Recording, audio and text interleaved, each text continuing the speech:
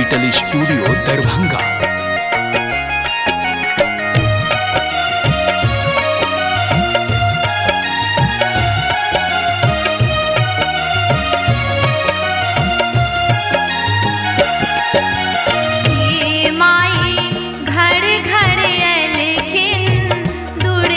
भवानी कलश पलबुलन ठार, ये माई घर घर लेखिन दुर्गा भवानी कलश पलबुलन ठार।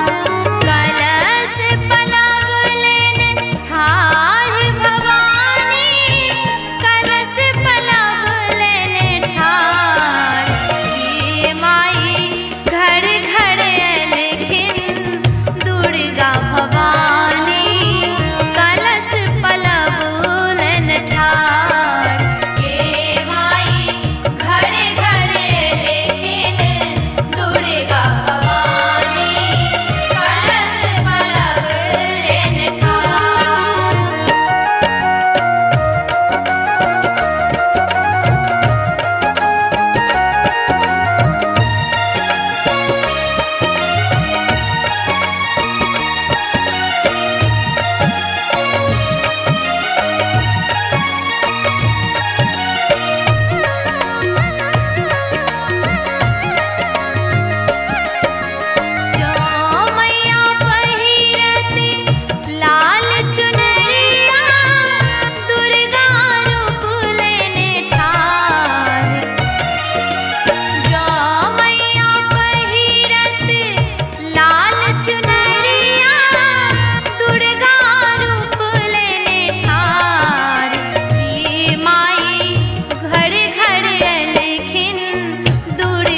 भवानी कलश पलबुलन ठार, ये माई घर घर लेखिन दुर्गा भवानी कलश पलबुलन ठार, ये माई घर घर लेखिन दुर्गा भवानी कलश पलबुलन ठार।